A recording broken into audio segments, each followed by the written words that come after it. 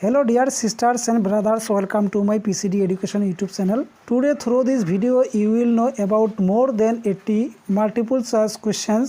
So বন্ধুসকল এইখন ভিডিঅ'ৰ জৰিয়তে আপোনালোকে কমেও 80টাৰ ওপৰত প্ৰশ্ন উত্তৰ জানিব পাৰিব। যদিও ইয়াত আৰু এই প্ৰশ্নখিনি হ'ব আপোনালোকৰ মিক্স মানে বিভিন্ন টপিকৰ পৰা এইখিনি তুলি ধৰা হৈছে। সো বন্ধুসকল ভিডিঅ'খন সম্পূৰ্ণকৈ চাব। সো বন্ধুসকল লেট নকৰাকৈ আমি ভিডিঅ'খন আৰম্ভ কৰোঁ।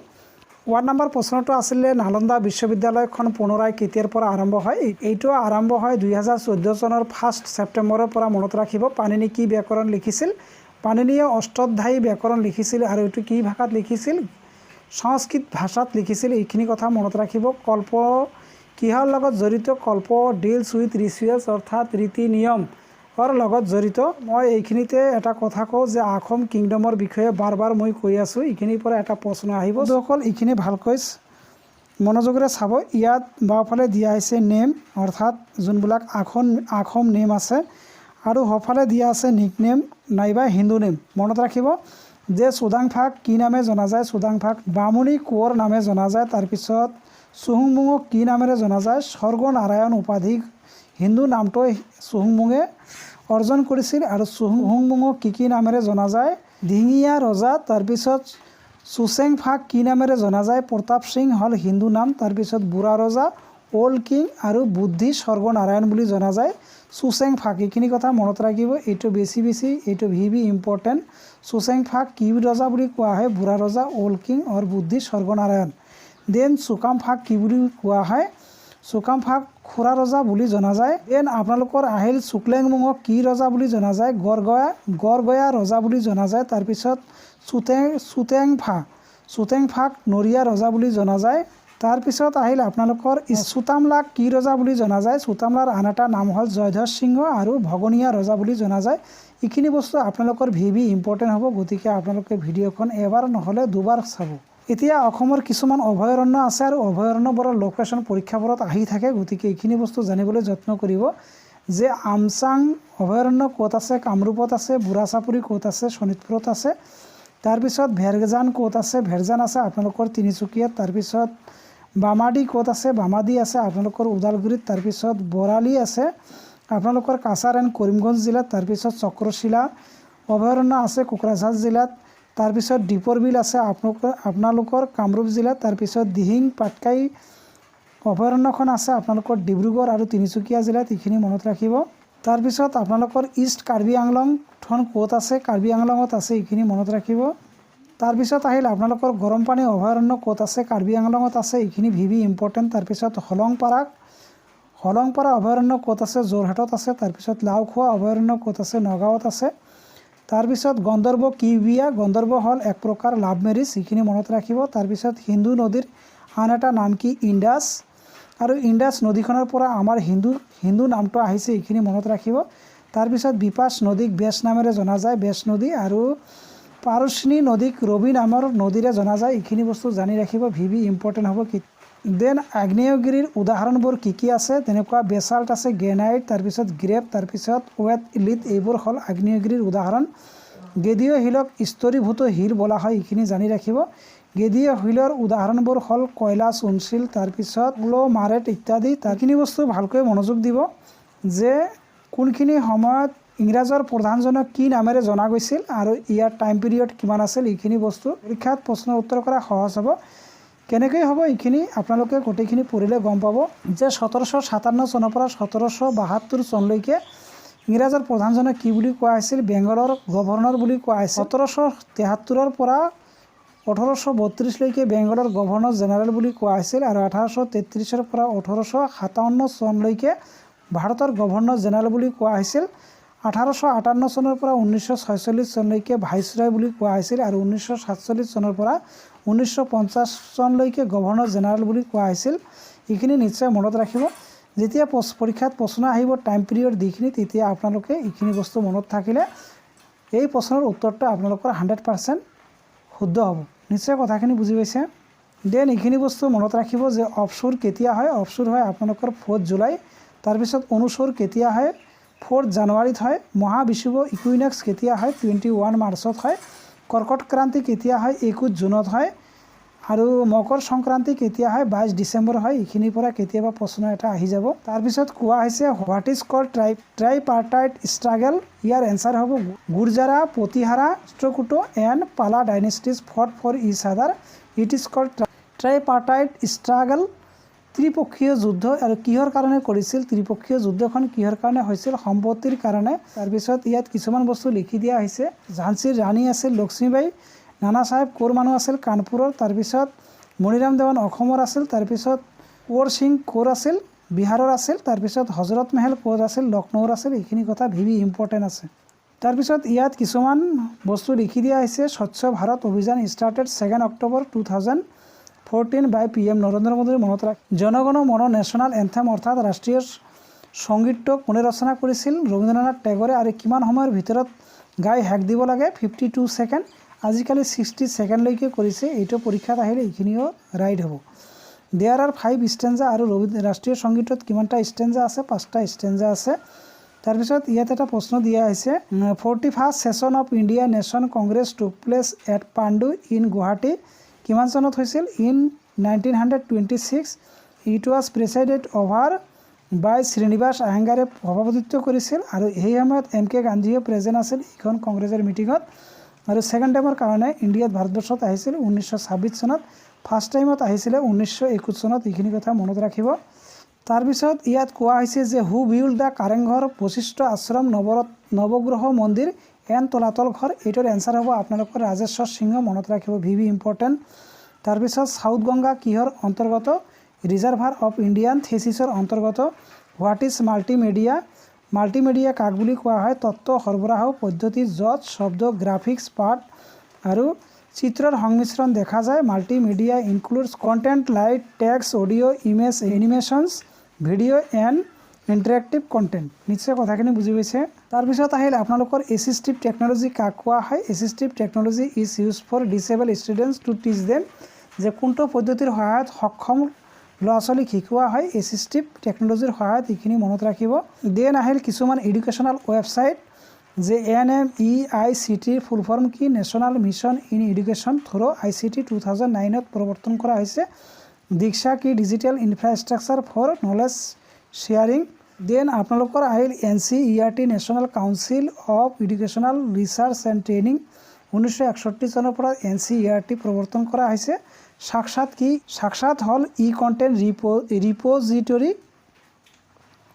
SCERT ফুল ফৰ্ম কি state council of educational research and training আৰু ইয়াৰ অসমীয়া হ'ল আপোনালোকৰ ৰাজ্যিক শিক্ষা গৱেষণা আৰু প্ৰশিক্ষণ পৰিষদ অসম তাৰপিছত ICT in teaching social science অৰ্থাৎ ছ'চিয়েল ছায়েন্স পঢ়াওঁতে আমাৰ কি লাগিব কি ICT ব্যৱহাৰ কৰা হয় অৰ্থাৎ ইনফৰমেশ্যন এণ্ড কমিউনিকেশ্যন টেকন'লজি যেনেকুৱা গুগল মেপ ব্যৱহাৰ কৰোঁ Google map and Google Earth ব্যৱহাৰ কৰোঁ ভূগোল শিক্ষণৰ ক্ষেত্ৰত ষ্টাডি অফ জিঅ'গ্ৰাফিক ক্ষেত্ৰত কি কৰা হয় Google map and Google Earth ব্যৱহাৰ কৰা হয় NRDER ফুল ফৰ্ম কি open educational research map to schools curricular এইখিনি মনত ৰাখিব দেন NRDER আৰু এখন নাম আছে এইটো হ'ল national repository of open educational resources মনত ৰাখিব তাৰপিছত হোৱাট ইজ পাঠশালা NCERTৰ শিক্ষামূলক ৱেবছাইট হ'ল পাঠশালা মনত ৰাখিব এডুকেশ্যনেল ৱেবছাইট হয় ICT information and communication technology তাৰপিছত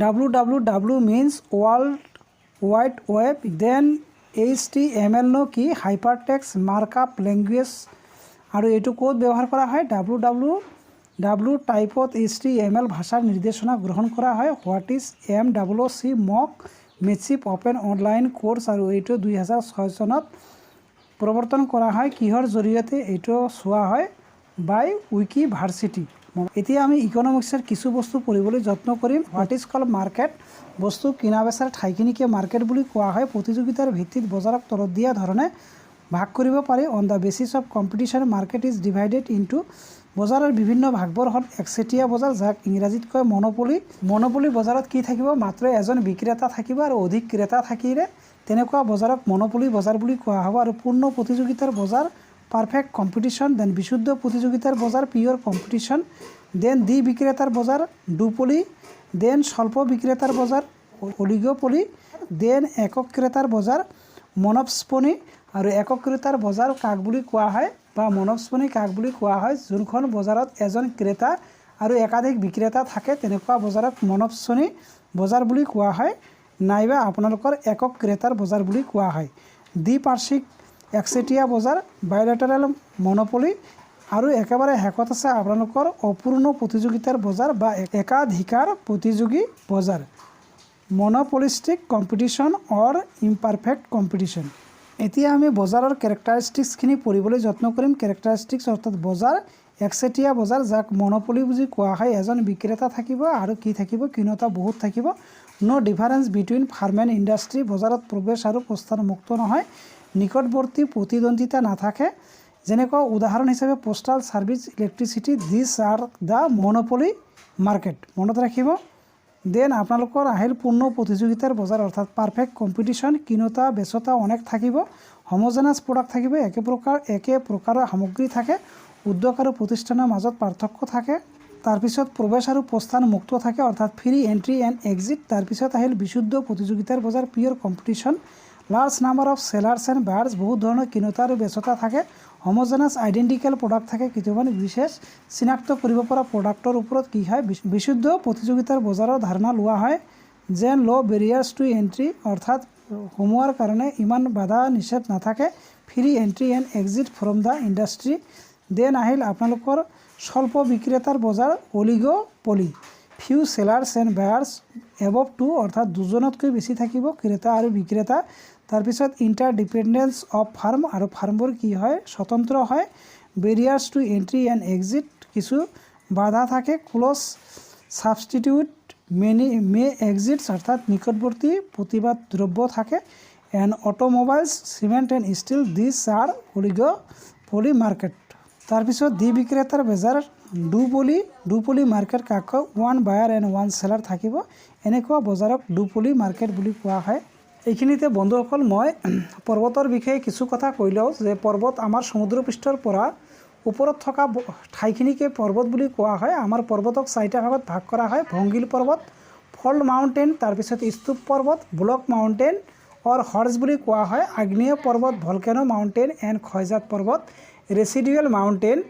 এতিয়া কথা হ'ল পৃথিৱীৰ ভিতৰত আটাইতকৈ ওখ এভাৰেষ্ট হ'ল মাউণ্ট এভাৰেষ্ট, আৰু ইয়াৰ উচ্চতা কিমান আছিল আপোনালোকৰ 8848 মিটাৰ, এইখিনি মনত ৰাখিব। দেন আছে কেটিঅ এছিয়া মহাদেশত আছে, মাউণ্ট এভাৰেষ্ট এছিয়া মহাদেশত, কাঞ্চনজংঘা এছিয়া মহাদেশত, তাৰপিছত লংচে এছিয়া মহাদেশত আছে, আৰু মহাকালো এছিয়া মহাদেশত আছে। এতিয়া হিমালয়ৰ কথা, হিমালয়ৰ সৃষ্টি হৈছিল প্ৰায় 7 কোটি বছৰ পূৰ্বে। যে নেপাল কিহৰ বাবে বিখ্যাত, নেপাল হিমালয় পৰ্বতৰ বাবে বিখ্যাত। হিমালয় কিমান % ঠাই আগুৰি আছে, 75% কিন্তু ঠাই নেপালৰ আগুৰি আছে।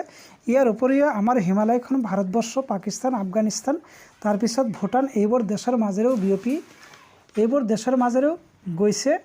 পৃথিৱীৰ 15টা সৰ্বোচ্চ পৰ্বত শিখৰৰ ভিতৰত 9টা নেপালৰ ভিতৰতেই আমাৰ আছে। মাউণ্ট এভাৰেষ্টত আৰোহণ কৰা প্ৰথম ব্যক্তি দুজন হ'ল এডমাণ্ড হিলাৰী এণ্ড টেনজিং নৰকে, এইখিনি মনত ৰাখিব। মনোমোহা পৰ্বতমালা চীন, ভাৰত, ভূটান, আফগানিস্তান আৰু পাকিস্তানলৈ বিস্তৃত হৈ আছে, এইখিনি কথা জানিব। দেন আপোনালোকৰ আছে যে অল্ডেষ্ট মাউণ্টেইন অফ ইণ্ডিয়া অৰ্থাৎ পুৰণি মাউণ্টেইন আমাৰ ইণ্ডিয়াৰ ভিতৰত কি আৰাৱলী, মনত ৰাখিব। লংগেষ্ট মাউণ্টেইন ইন ৱৰ্ল্ড, পৃথিৱীৰ ভিতৰত আটাইতকৈ দীৰ্ঘতম পৰ্বত হ'ল আপোনালোকৰ Andes. Himalaya is also' called abode of snow অৰ্থাৎ হিমৰ আলয় বুলি কোৱা হয়। হিমালয় ছেডিমেণ্টাৰী ৰক অৰ্থাৎ গেদীয় শিলেৰে নিৰ্মিত, এইখিনি মনত ৰাখিব। দেন আপোনালোকৰ কোৱা হৈছে যে পাণিনিয়ে কি ৰচনা কৰে, অষ্টাধ্যায়ী গ্ৰামাৰ সংস্কৃতত ৰচনা কৰে, মনত ৰাখিব। কৌটিল্যই লিখা শাস্ত্ৰখনৰ নাম হ'ল অৰ্থশাস্ত্ৰ আৰু মনুস্মৃতি, মনত ৰাখিব। কৌটিল্যৰ আন নাম হ'ল চাণক্য আৰু বিষ্ণুগুপ্ত। আৰু কৌটিল্য কাৰ ৰাজকোটত আছিল, এইখিনি আছিল চন্দ্ৰগুপ্ত মৌৰ্য আৰু তাৰ ল'ৰা বিন্দুসাৰৰ ৰাজপ্ৰসাদত। আমাৰ কৌটিল্যই কি ৰূপে কাম কৰিছিল, এজন উপদেষ্টা ৰূপে কাম কৰিছিল, এইখিনি কথা মনত ৰাখিব। আৰু তেওঁ বিভিন্ন ধৰণৰ অৰ্থ, সামাজিক, ৰাজনৈতিক, অৰ্থনৈতিক আদি বিভিন্ন দিহা পৰামৰ্শ ৰজাক আগবঢ়াইছিল। আৰু কৌটিল্যৰ শাস্ত্ৰখন অৰ্থাৎ অৰ্থশাস্ত্ৰ আৰু মনুস্মৃতি বৰ বিখ্যাত গ্ৰন্থ, এইখিনি মনত ৰাখিব। বৌদ্ধ ধৰ্মৰ সাহিত্য হ'ল মহাভামসা, আৰু জৈন ধৰ্মৰ সাহিত্যখনৰ নাম হ'ল দীপাভামসা, মনত ৰাখিব। তাৰপিছত Alexander Cunningham is known as the father of Indian archaeology অৰ্থাৎ ভাৰতীয় স্থাপত্য শিল্পৰ দেউতা বুলি কাক কোৱা হয়, আলেকজেণ্ডাৰ কানিংহাম। আৰ্কিঅলজি মানে এই যে মাটি চাটি খান্দি তলৰ পৰা কিবা বস্তু প্ৰমাণ পায় যে এইখিনিকে আৰ্কিঅলজি বুলি কোৱা হয়। Then some accounts of foreigners, বিদেশীসকলৰ কিছুমান লিখনি, এইবিলাক লিখনি কোনে কোনে লিখিছে আমি চাওঁ। মেগাস্থানিকে কি লিখিছে, ইণ্ডিকাই লিখিছিল। তাৰপিছত ফাহিয়ান আহিছিল, চীনা প্ৰৱৰ্জক। তাৰপিছত ৰেকৰ্ড অফ বুদ্ধিষ্ট কাণ্ট্ৰিজ, বৌদ্ধ ধৰ্মৰ বিভিন্ন বস্তু এখেতে ৰেকৰ্ড কৰিছিল। তাৰপিছত টলেমি জিঅ'গ্ৰাফি লিখিছিল। তাৰপিছত লিনি অৰ্থাৎ প্লিনি কি নেচাৰেলিষ্ট হিষ্টৰিয়া লিখিছিল। তাৰপিছত জেমছ মিলে লিখিছিল এ হিষ্টৰী অফ ব্ৰিটিছ ইণ্ডিয়া। আৰু জেমছ মিলৰ পৰা আমাৰ হাৰাপ্পা সভ্যতাৰ কথাখিনি আহিব। এইখিনি বস্তু পিছত আপোনালোকে জানিব। হোৱাট ইজ কল জাম্বছ, অৰ্থাৎ জাম্বছনো কি, জাম্বছ কাক বুলি কোৱা হয়। People of mixed black and Indian blood in South America. এই people of mixed black and Indian blood in South Africa মানুহখিনি কি বুলি কোৱা হয়, জাম্বছ। সোলাৰ ছিষ্টেমৰ কিছু কথা আমি জানিলেও এইখিনিতে যে Mercury is known as morning star. Morning star ৰাতিপুৱাৰ তৰা বুলি কোৱা হয় মাৰ্কাৰীক। মাৰ্কাৰী হ'ল আপোনালোকৰ বুধ গ্ৰহ, এইখিনি মনত ৰাখিব। তাৰপিছত আপোনালোকৰ Earth is known as the watery planet, যে পনীয়া গ্ৰহ কাক বুলি কোৱা হয়, পৃথিৱীক পনীয়া গ্ৰহ বুলি কোৱা হয়। আৰু সোলাৰ ছিষ্টেম কোনে আৱিষ্কাৰ কৰিছিল, কপাৰনিকাছ, এইখিনি কথা মনত ৰাখিব। কপাৰনিকাছ সোলাৰ ছিষ্টেম আৱিষ্কাৰ কৰিছিল। তাৰপিছত আপোনালোকৰ the unit of measuring distance between the stars is known as light year, যে দূৰত্ব দুটা ষ্টাৰৰ মাজত দূৰত্ব জোখাৰ কাৰণে এই যুগটোক কি বুলি কোৱা হয়, লাইট ইয়াৰ বুলি কোৱা হয়। The study of heavenly bodies is known as astrophysics, এইখিনি মনত ৰাখিব।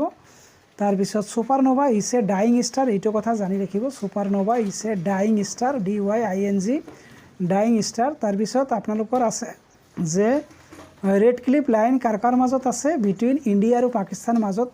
ইণ্ডিয়া আৰু পাকিস্তানৰ মাজত ৰেড ক্লিফ লাইনখন আছে। আৰু এইটো কোনে কাৰ নামত নামাকৰণ কৰা হৈছে, ছাৰ কোনে দিছিল নামখন Radcliffe, sir Cyril red cliff.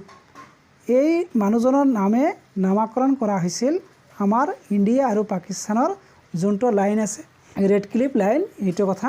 তাৰপিছত ডুৰাণ্ড লাইন কাৰ কাৰ মাজত আছে, এইটো আছে আপোনালোকৰ পাকিস্তান আৰু আফগানিস্তানৰ মাজত ডুৰাণ্ড লাইন আছে, এইটো মনত ৰাখিব। আৰু ডুৰাণ্ড লাইনটো কোনে দিছিল, ডেমাৰ্কেটেড বাই ছাৰ মৰ্টিমাৰ ডুৰাণ্ড, এইটো কথা মনত ৰাখিব। তাৰপিছত মেকমোহন লাইন কোনখন দেশৰ মাজত আছে, মেকমোহন লাইন আছে আপোনালোকৰ চাইনা আৰু ইণ্ডিয়াৰ মাজত। আৰু এইটো কোনে দিছিল, ডেমাৰ্কেটেড বাই ছাৰ মেকমোহন। দেন পৃথিৱীৰ ভিতৰত আটাইতকৈ ডাঙৰ তৰাটোৰ নাম কি, এইটো হ'ব আপোনালোকৰ চিৰিয়াছ, SIRIUS, চিৰিয়াছ। পৃথিৱীৰ ভিতৰত আটাইতকৈ ডাঙৰ তৰা অৰ্থাৎ চিৰিয়াছ বুলি কোৱা হয়। Mercury and Venus have no' satellite, যে আপোনাৰ বুধ আৰু ভেনাছ গ্ৰহৰ কোনো ছেটেলাইট নাই অৰ্থাৎ উপগ্ৰহ নাই। দ্য হটেষ্ট প্লানেট ইজ মাৰ্কাৰী, আৰু একেবাৰে গৰম গ্ৰহটো হ'ল বুধ, এইখিনি কথা মনত ৰাখিব। The planet having 5 moon is Uranus, আৰু ইউৰেনাছ গ্ৰহটোৰ কি আছে আপোনাৰ 5টা চন্দ্ৰ আছে, এইখিনি কথা মনত ৰাখিব। The fastest planet is Mercury, আটাইতকৈ দ্ৰুততম গ্ৰহটো হ'ল আপোনালোকৰ মাৰ্কাৰী অৰ্থাৎ বুধ গ্ৰহ। The outermost layer of sun is call chromosphere, এইখিনি কথা মনত ৰাখিব। The outermost layer of sun is called ক্ৰমস্ফিয়াৰ।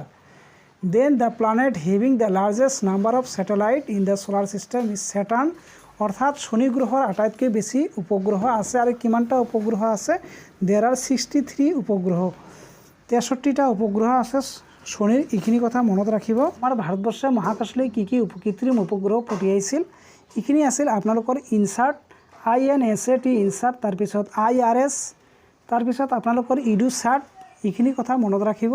চ' বন্ধুসকল আজিৰ ভিডিঅ'খন এইখিনিয়ে। এইটো ভিডিঅ'ত আপোনালোকে শেষত হিচাপ কৰি চাব, মোৰ দেন 80 কুৱেশ্যন আপোনালোকৰ ডিছকাছ কৰা হৈ গৈছে। চ' বন্ধুসকল ভিডিঅ'খন ভাল পালে লাইক কৰিব আৰু ছাবস্ক্ৰাইব কৰিব, লগতে বন্ধু বান্ধৱীৰ ওচৰত শ্বেয়াৰ কৰি দিব যাতে ইয়াৰ উপকাৰিতা সকলোৱে লাভ কৰিব পাৰে। চ' বন্ধুসকল শেষত সকলোকে ধন্যবাদ জনাই আজিৰ ভিডিঅ'টো সামৰিছোঁ। থেংক ইউ ফৰ ৱাচিং।